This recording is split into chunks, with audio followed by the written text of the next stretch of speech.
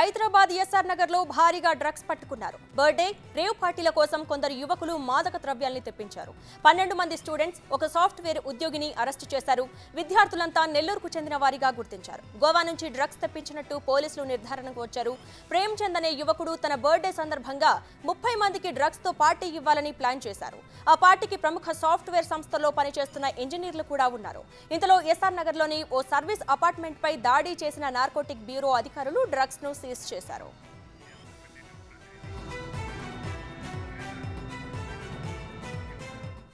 ఇక ఇదే అంశానికి సంబంధించి మరింత సమాచారం ఫోన్ ఆన్ లో మా ప్రతినిధి సురేందర్ అందిస్తారు. సురేందర్,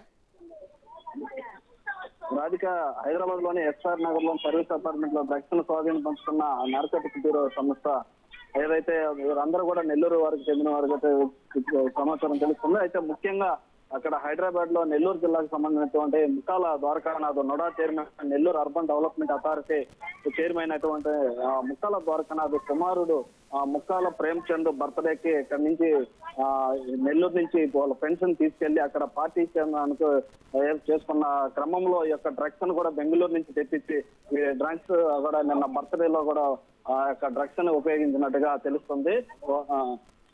అదేవిధంగా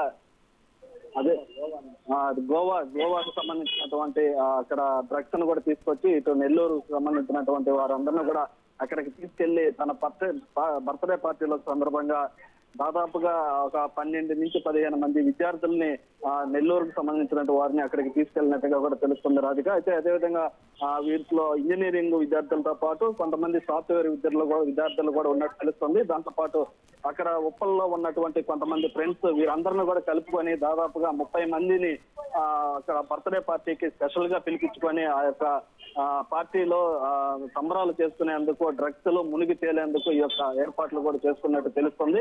అయితే మొత్తం మీద కూడా నెల్లూరుకు సంబంధించి ఈ యొక్క ఏదైతే ముక్కాల ద్వారకానాథ్ కుమారుడు ముక్కాల ప్రేమ్ చంద్ ఎవరైతే ఉన్నారో వారు ఈ ఫ్రెండ్స్ అందరినీ అక్కడికి తీసుకెళ్లడం కూడా ఇదంతా కూడా నెల్లూరు జిల్లాలో ఒక కలకలాన్ని రేపుతుందని చెప్పొచ్చు రాధిక. Thank you Surender.